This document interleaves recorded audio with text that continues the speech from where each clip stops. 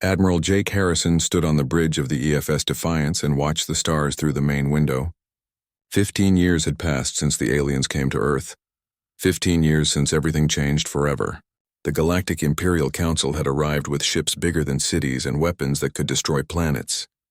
They told Earth to surrender or die, but Earth did not surrender. The leaders asked for time. They said humans needed 20 years to prepare their people for joining the Galactic Empire.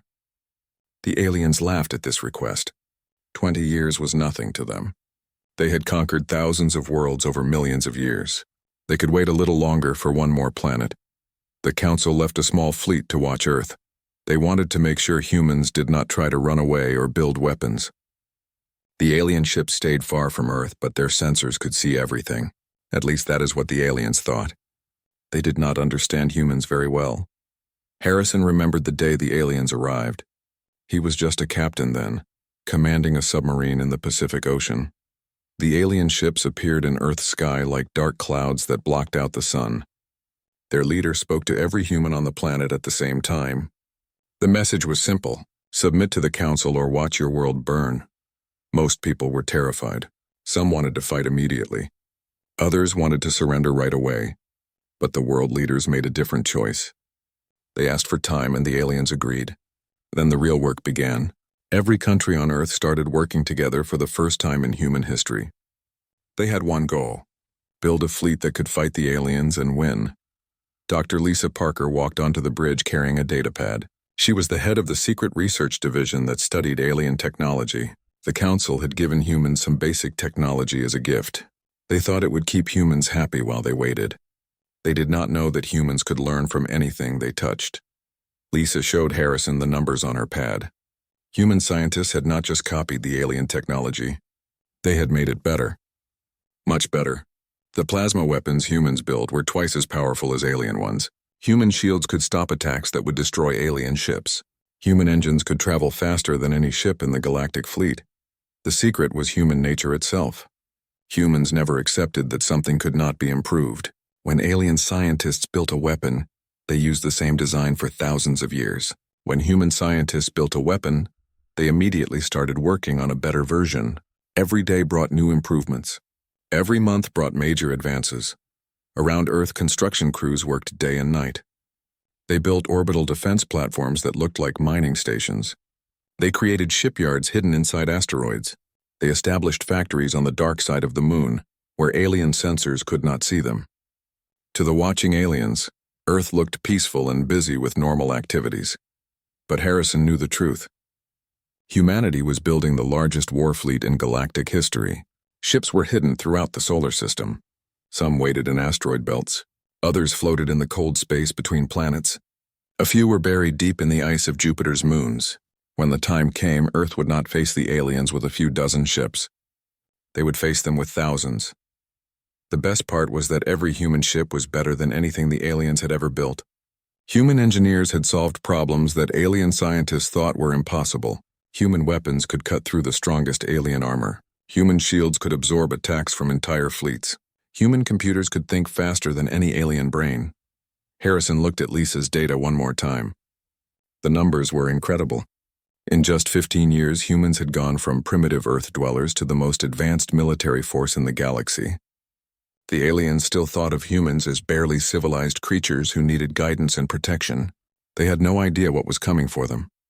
A young officer approached Harrison with an urgent message. The communication was from Earth's government. The Council had changed their plans. Instead of waiting 5 more years, they were coming back early. Alien spy ships had detected increased energy readings from Earth's solar system. The Council was suspicious and wanted to investigate. Harrison read the message twice. The alien fleet would arrive in 1 year instead of 5. 20 years of preparation time had become 16 years. But as Harrison looked around his bridge and thought about the thousands of hidden ships throughout the solar system, he realized something important. 16 years had been enough. He activated the ship's communication system and sent a message to every hidden base and secret facility in the solar system. The message was short and simple. Operation Defiance was now active. All ships and crews should prepare for immediate action. The time for hiding was almost over. Lisa smiled as she heard the announcement.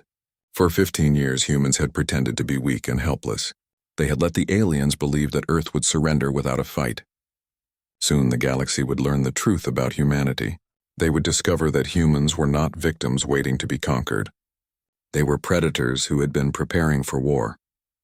Harrison turned back to the window and looked at the stars again. Somewhere out there, an alien fleet was preparing to return to Earth. They expected to find a world ready to surrender. Instead, they would find the most powerful military force the galaxy had ever seen. The aliens were about to learn that humanity's greatest strength was not their technology or their weapons. It was their refusal to accept defeat. Captain Roy Chen floated in the command center of the EFS Retribution and watched his crew work in perfect silence. The ship was hidden deep inside asteroid 247 Alpha, one of 50 secret bases scattered throughout the solar system. From the outside, the asteroid looked like any other rock floating in space. Inside, it contained one of the most powerful warships ever built. Roy had been living in this asteroid for 3 years. Every day he trained with his crew. Every night he studied alien battle tactics. The Council thought humans had maybe 12 outdated ships protecting Earth. They had no idea that humanity had built over 3,000 vessels and hidden them throughout the solar system. The best hiding spots were the most obvious ones. Human mining ships flew back and forth between asteroids every day. The alien watchers saw normal mining operations. They did not know that every mining ship carried weapons and every asteroid base contained warships. Humanity had turned their entire solar system into a giant military base without the aliens noticing. On Mars, General Kate Wilson walked through the training facility where humanity's first space marines learned to fight. These soldiers were nothing like the old armies that fought on Earth's surface. Space Marines had to think in 3 dimensions. Up and down meant nothing in zero gravity. Left and right changed every second as ships moved and spun through space. Kate watched as her Marines practiced boarding enemy ships. They moved through the training course like deadly dancers. Each Marine carried weapons that could cut through alien armor like paper. Their suits were powered by fusion cells that contained more energy than most alien vehicles. When these Marines boarded alien ships, the aliens would have no chance. The real revolution was happening in Earth's laboratories. Dr. Ben Rodriguez had created artificial intelligence that could think faster than any alien computer. The AI could control entire fleets as if they were single ships. Every human vessel could work together perfectly, while alien fleets needed constant orders from command ships. Professor Amy Foster had solved an even bigger problem. Her team had built quantum communication devices that could send messages instantly across any distance. Human ships could talk to each other no matter how far apart they were.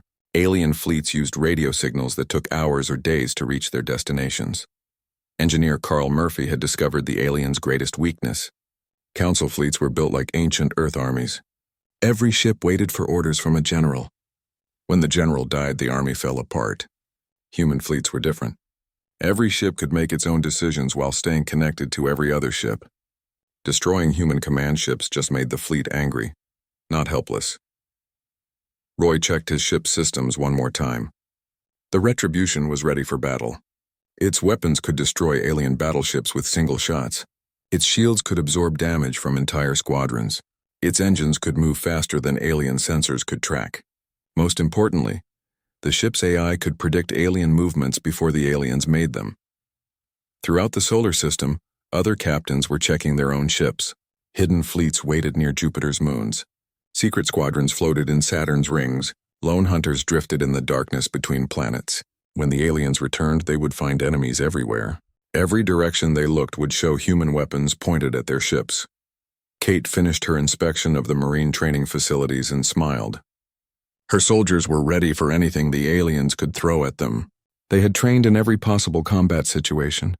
Boarding actions in spinning ships, fighting in zero gravity while under enemy fire, capturing alien command centers while their computers tried to stop them. The most amazing thing was how quickly humans had learned. Alien species took thousands of years to develop new military tactics. Humans created new battle strategies every week. They tested every idea and kept the ones that worked. They threw away the ones that failed and tried something else. This constant improvement made human forces incredibly dangerous. Ben's computers finished running the latest battle simulations. The results were always the same. Human fleets destroyed alien forces in every possible scenario. The AI had tested millions of different battles. Sometimes the aliens had more ships. Sometimes they had better positions. Sometimes they attacked without warning. It did not matter. Humans won every time. Amy's communication network sent status reports from every hidden base in the solar system. All ships were ready. All weapons were charged. All crews were prepared for immediate action. The network could coordinate the largest fleet in galactic history with perfect precision. No alien force had ever faced anything like what humanity had built. Carl's engineering teams had prepared one final surprise for the aliens. Human ships carried weapons that the aliens had never seen before. Quantum torpedoes that could appear inside enemy shields, plasma cannons that could fire around corners, energy weapons that grew stronger the more they were used. The aliens would face technology that their scientists thought was impossible. The alien scout ships arrived exactly when expected. They flew through the solar system and saw what they wanted to see. A peaceful planet with basic space technology, a few defense platforms around Earth, some mining operations in the asteroid belt. Everything looked normal and harmless. The scouts sent their report back to the Council fleet. Roy watched the alien scouts leave and laughed quietly. The aliens had looked right at his hidden fleet and seen nothing. They had passed within a few kilometers of massive weapons platforms and noticed nothing unusual. Their sensors were advanced, but their thinking was old and slow. They saw what they expected to see instead of what was really there.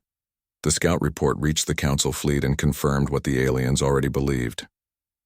Earth would offer minimal resistance. A few outdated ships would make a token effort to fight. The human government would surrender quickly to save their people from destruction. The conquest would be routine and boring. Just another primitive world joining the Galactic Empire. But as the alien fleet prepared for their return to Earth, humanity made final preparations for the largest space battle in galactic history. Hidden weapons powered up. Secret fleets moved into position. Marines checked their equipment one last time. The quiet revolution was almost over. Soon the galaxy would discover what humans could accomplish when they refused to give up. Admiral Zekthar stood on the bridge of his flagship Dominion's blade and felt satisfied with what he saw. 300 Council warships floated in perfect formation around his command vessel. This was the largest fleet he had ever commanded. It was also the most unnecessary fleet he had ever commanded. Humans would surrender the moment they saw this much firepower. Zekthar had conquered 47 worlds during his long career. Most surrendered immediately when they saw Council ships in their skies. A few tried to resist with primitive weapons and outdated tactics. None had lasted more than a few hours. Earth would be no different. The humans would see his fleet and beg for mercy. The Council fleet dropped out of faster-than-light travel at the edge of Earth's solar system. Zekthar's sensors immediately began scanning for human ships. The readings showed exactly what he expected. A few dozen vessels scattered around Earth, some orbital defense platforms. Nothing that could threaten even a single Council destroyer. Fleet Admiral Jake Harrison waited aboard the EFS Defiance in the shadow of Earth's moon. Around him, his command staff watched their screens with calm confidence. Every person on the bridge had trained for this moment for years. They knew exactly what would happen next. The aliens were about to receive the biggest surprise in galactic history. Harrison activated the quantum communication system that connected him to every human ship in the solar system. His voice reached 3,000 vessels hidden throughout the system. The message was simple and direct. Operation Defiance was now active. All ships should decloak and take assigned positions. The time for hiding was over. Zekthar watched his sensor displays in growing confusion. New contacts were appearing everywhere. Ships emerged from asteroid bases. Fleets rose from behind planets. Squadrons uncloaked from empty space. Within minutes, the alien fleet found itself surrounded by vessels that registered as impossibly advanced on Council sensors. The numbers were impossible. Council intelligence said humans had maybe 20 ships. Now alien sensors showed over 3,000 human vessels. Each ship was larger and more powerful than anything in the Council fleet. The humans had not just built a defensive force. They had created the most advanced armada in galactic history. Harrison opened a communication channel to the alien fleet. His message went out on all frequencies, so every Council ship would hear it clearly. The words were calm and polite, but the meaning was deadly serious. Earth offered the aliens one chance to leave peacefully. They had exactly 5 minutes to start their faster-than-light engines and go home. Zekthar could not believe what he was hearing. Primitive humans were threatening the mighty Council fleet. This was impossible. It was insulting. It was unthinkable. No species had ever dared to challenge Council authority. These humans needed to learn their place in the galactic order. He ordered his fleet to attack immediately. The battle began when Council ships fired their first weapons. Plasma beams and missile strikes reached out toward human vessels. Every alien crew expected to see human ships explode under the assault. Instead, they watched in shock as human shields absorbed their most powerful attacks without even flickering. The weapons that had destroyed countless worlds could not scratch human armor. Captain Roy Chen led his squadron in the first human counterattack. The Retribution and 5 other destroyers used a new tactic called skip striking. They jumped through space in tiny faster-than-light hops, appearing inside the alien formation for a few seconds, firing every weapon they had, then vanishing before the aliens could respond. Each skip strike destroyed or crippled several alien ships. Human weapons cut through Council armor like hot knives through butter. Alien vessels that had survived battles with entire fleets died under single shots from human guns. The advanced shields that protected Council flagships failed instantly when human torpedoes struck them. General Kate Wilson's Marines prepared for boarding actions as human ships disabled alien vessels instead of destroying them. When the Marines reached enemy ships, they found alien crews who had never faced soldiers like this. The Marines moved through alien corridors like unstoppable forces, capturing ship after ship with brutal efficiency. The worst part for the aliens was how unpredictable human tactics were. Council computers could not track human ship movements. Human vessels appeared where sensors said empty space existed. Human weapons fired from impossible angles. Human fleets coordinated their attacks without any detectable communication signals. Zekthar watched his mighty fleet fall apart around him. Ships that had conquered star systems were dying by the dozens. His most experienced captain sent desperate messages asking for new orders, but there were no orders that could save them. The humans had built weapons and tactics that made Council forces look like children playing with toys. The battle lasted exactly 37 minutes. When it ended, the Council's subjugation fleet had been completely destroyed or captured. Only a handful of alien ships escaped by surrendering immediately when human vessels approached them. 300 warships that had terrorized the galaxy for centuries were now either space debris or prisoners of war. Zekthar found himself trapped on his damaged flagship, surrounded by human ships that could have destroyed him in seconds. Instead of killing him, the humans offered to let him send one final message to Council High Command. The message would be his last act as a Council Admiral. His transmission reached every Council world in the galaxy. The words were simple, but they changed everything. The humans were not primitive. They were not weak. They had built the most powerful military force in galactic history. Any Council fleet that came to Earth would face the same destruction that his ships had faced. As Zekthar's message spread through Council space, Harrison looked at the wreckage floating around Earth and felt no joy in victory. This battle had been necessary, but it was not the end. It was the beginning. Council leaders would not accept this defeat quietly. They would gather every ship they had and return with overwhelming force. Humanity would be ready for them. The day the galaxy changed had begun with an alien fleet arriving to conquer Earth. It ended with the most powerful empire in galactic history, learning that they were no longer the strongest force among the stars. Humanity had announced their arrival on the galactic stage in the most dramatic way possible. Now everyone would know that Earth was not a world to be conquered. It was a force to be feared.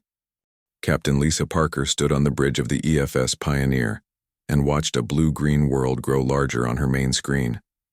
This was Kepler 442b, home to the aquatic Selvari people. For 300 years, the Selvari had been slaves to the Council, forced to strip-mine their own oceans to feed the Galactic Empire's endless hunger for resources. Lisa's exploration fleet had been traveling for 6 months since the battle at Earth. Humanity was not content to simply defend their home world. They were expanding into Council space, offering liberation to every species that had suffered under alien rule. The response had been immediate and overwhelming. Entire worlds wanted to join the growing human alliance. The Selvari government had already sent messages welcoming the human fleet. They had heard about Earth's impossible victory over the Council's subjugation fleet. News traveled fast in the galaxy when it was this shocking. A primitive world had destroyed the most powerful military force in known space. Every enslaved species wanted to know how they could join the humans. Lisa's ships entered orbit around the Selvari homeworld and immediately began medical and engineering assistance. Human doctors worked with Selvari physicians to heal the damage caused by centuries of forced labor. Human engineers helped design new underwater cities that would let the Selvari live in comfort while protecting their oceans from future exploitation. The partnership was immediate and beneficial for both species. Selvari scientists understood ocean chemistry in ways that amazed human researchers. Together, they developed new technologies for underwater farming and deep-sea mining that produced more resources than the old council methods while actually improving the ocean environment instead of destroying it. Admiral Roy Chen commanded a different fleet that was approaching Wolf 1061C, home to the crystalline Jadar. These beings had suffered even worse treatment under council rule. The aliens had been harvesting Jadar children to power their bioenhancement technology. Entire generations of crystal beings had been murdered to make council soldiers stronger and faster. Roy's fleet arrived just as council harvesting ships were preparing another raid on Jadar nursery colonies. The human warships appeared between the alien vessels and their targets like avenging angels. The council ships tried to run, but human weapons reached them long before they could escape. This time there were no survivors to spread word of defeat. The Jadar could not believe that strangers had come to protect their children. For centuries they had begged the galaxy for help that never came. Now humans offered protection without asking for anything in return. The crystal beings wept tears of pure joy as human marines helped move Jadar children to safe locations far from council space. The Jadar children possessed an amazing ability that made them invaluable partners for humanity. Young crystal beings could interface directly with quantum computers, processing information at speeds that organic brains could never match. Working with human engineers, they created communication networks that could coordinate fleets across dozens of star systems instantly. Back on Earth, Dr. Ben Rodriguez was perfecting the most advanced military technology humanity had ever developed. Volunteer human commanders could temporarily merge their consciousness with artificial intelligence systems. These hybrid minds could process information like supercomputers while maintaining human creativity and intuition. The first hybrid admirals were incredibly effective in battle. They could command entire fleets as easily as normal humans commanded single ships. They anticipated enemy movements before the enemies made them. They saw patterns in space combat that regular minds could never detect. Fighting against hybrid commanders was like fighting against fortune tellers who knew the future. Council High Command tried desperately to respond to the human expansion. They gathered fleets from across the galaxy and sent them to stop the human advance. Every battle followed the same terrible pattern. Human forces appeared where Council sensors said empty space existed. Human weapons destroyed alien ships that should have been invulnerable. Human tactics confused alien computers that had never lost a battle. Worse for the Council, every victory brought more alien species into the human alliance. The gas-breathing Vortani joined after humans saved their atmospheric processors from Council sabotage. The insectoid Clicktar signed partnership agreements after human medical teams cured a plague that Council scientists had deliberately spread among their colonies. Each new species brought unique advantages to the growing alliance. Vortani atmospheric engineers helped human ships operate in environments that would destroy normal vessels. Clicktar hive minds could coordinate massive construction projects that built new cities and space stations in record time. Every partnership made the alliance stronger and more diverse. General Kate Wilson established training bases throughout the liberated systems. Human Marines worked alongside alien soldiers to develop new combat techniques that combined the best abilities of different species. Selvari could fight underwater. Jadar could interface with electronic systems. Vortani could operate in toxic atmospheres. Together they were unstoppable. The expansion continued at a pace that shocked the galaxy. Humanity had gone from defending one star system to controlling 37 systems in just 5 years. The alliance included 14 different species, each contributing their own knowledge and abilities to the common cause of freedom from Council tyranny. Professor Amy Foster coordinated diplomatic missions that convinced dozens of other species to join the alliance.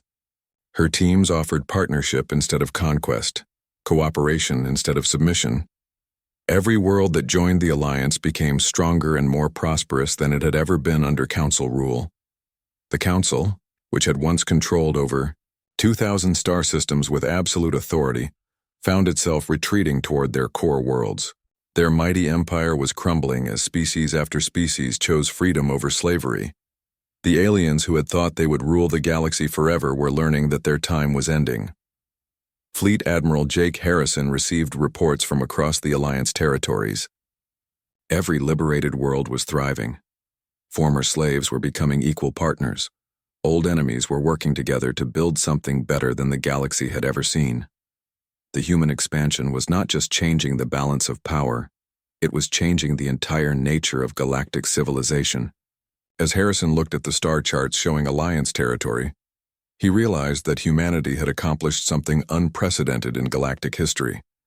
They had built an empire based on cooperation instead of conquest. They had created a military force that fought for liberation instead of domination. They had proven that diversity was strength when combined with common purpose and mutual respect. Supreme Admiral Veltar stood in the command center of the Council's greatest fortress and stared at the sensor display with growing terror. 15,000 ships hung in space outside the Council's capital system. The Armada was so large that it blocked out entire starfields. Each vessel carried weapons that could destroy planets and shields that could absorb the fire of entire fleets. Veltar had ruled the Council for over 2 centuries. In all that time, no enemy had ever threatened the core worlds. The Council's military might had been absolute and unquestionable. Their fleets had conquered thousands of worlds without facing serious resistance. Now a species that had been unknown 7 years ago commanded the largest armada in galactic history. The communications officer looked up from his station with fear in his eyes. The human fleet was broadcasting on all frequencies. Their message was being heard on every Council world simultaneously. Veltar knew he should listen to what the humans had to say, but part of him was afraid to hear those words. Fleet Admiral Jake Harrison's voice reached across space from his flagship, the massive dreadnought EFS Liberator. The ship was larger than most Council space stations and carried enough firepower to sterilize entire star systems. But Harrison's words were not those of a conqueror. They were the words of a liberator offering one final chance for peace. Harrison's message was simple and direct. The Earth Alliance had come to end the Council's reign of terror. They offered the Council leadership a choice: surrender all military forces, release every enslaved world and face trial for crimes against sapient life, or face the consequences of continued resistance. The Council had 1 hour to decide. Veltar's first instinct was to reject the human ultimatum immediately. No primitive species had the right to threaten the Galactic Empire. But as he looked at the sensor readings again, he realized that humans were no longer primitive. They commanded technology that made Council science look ancient. They led an alliance that included dozens of species working together for the first time in galactic history. The Council's military advisors gathered around the command table with grim expressions. They had spent months analyzing human tactics and technology. Every report reached the same conclusion. The Council could not win a direct confrontation with the Earth Alliance. Human forces had never lost a battle. Their weapons were superior. Their tactics were unpredictable. Their coordination was perfect, but Veltar could not accept surrender. The Council had ruled the galaxy for 1,000 years. They were the natural leaders of all sapient life. These humans were upstarts who did not understand the proper order of things. If the Council could not rule, then no one should rule. He ordered every available ship to attack the human armada immediately. 4,000 Council vessels moved to attack positions around the human fleet. These were the finest ships in the Galactic Empire, crewed by the most experienced officers, armed with weapons that had conquered countless worlds. They represented the accumulated military might of a civilization that had dominated the galaxy since before humans discovered fire. The battle for the core worlds began when Council ships opened fire with every weapon they possessed. Plasma beams and antimatter missiles reached across space toward human vessels.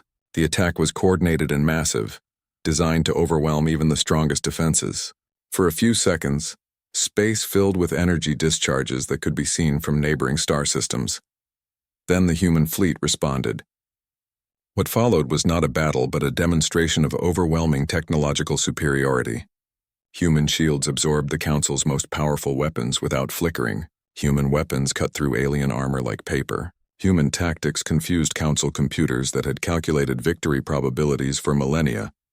Captain Roy Chen led a squadron of human destroyers in skip-strike attacks that appeared inside Council formations, delivered devastating fire, and vanished before return shots could be fired.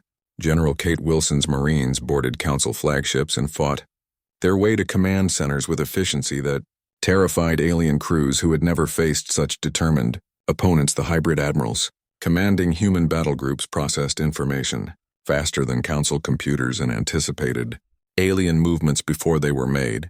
Silvari aquatic specialists disabled Council ships by flooding their corridors with corrosive liquids. Jadar crystal beings interfaced with alien computer systems and turned Council weapons against their own fleets. In 4 hours, the greatest fleet in Council history was destroyed. Veltar watched from his command center as ship after ship disappeared from his sensors. His most experienced admirals sent desperate messages reporting total system failures and requesting permission to surrender. But surrender was no longer an option. The humans had made their choice for them. Human Marines reached the Council's command center just as Veltar was destroying the last classified files. The Supreme Admiral expected to be executed immediately. Instead, Harrison himself entered the chamber and offered something that shocked everyone present. The Council could continue to exist but not as rulers. They could join the Alliance as equals and find redemption through cooperation. 1 year later, Ambassador Amy Foster stood before the First Galactic Assembly, where every sapient species had an equal voice. The Great Hall contained representatives from over 100 worlds. Former slaves sat beside former masters. Ancient enemies worked together on projects that benefited everyone. The galaxy was free and more prosperous than ever before. Humanity had taken only 1 seat in the assembly despite commanding the most powerful military force in the galaxy. They had proven that their goal was liberation, not conquest. Every species that joined the alliance became stronger and more prosperous. Trade flourished between worlds that had never communicated before. Science advanced as different species shared knowledge freely. Former Council species worked alongside their former victims to rebuild damaged worlds and heal old wounds. Veltar himself had joined the Alliance government, using his administrative experience to help coordinate relief efforts across the galaxy. The aliens who had once enslaved entire civilizations were now helping to free those same civilizations from poverty and ignorance. Amy watched the assembly debate new proposals for galactic improvement and smiled. When the Council had first arrived at Earth, they had asked whose armada threatened their authority. The answer had been simple. It was Earth's armada, representing humanity's refusal to accept that might makes right. But the real answer was more complex. The armada that had ended the Council's reign belonged to everyone who believed in freedom. It represented every species that wanted to live in peace and dignity. It was powered by the dreams of countless beings who had suffered under tyranny and never given up hope for something better. Humanity had built the ships and trained the crews, but the cause belonged to the entire galaxy. As the assembly session ended and representatives from dozens of worlds worked together on plans for a better future, Amy reflected on humanity's greatest achievement. They had not just won a war or conquered an empire. They had changed the entire nature of galactic civilization. They had proven that cooperation was stronger than domination, that diversity was more powerful than uniformity, and that freedom was worth any sacrifice necessary to achieve and protect it.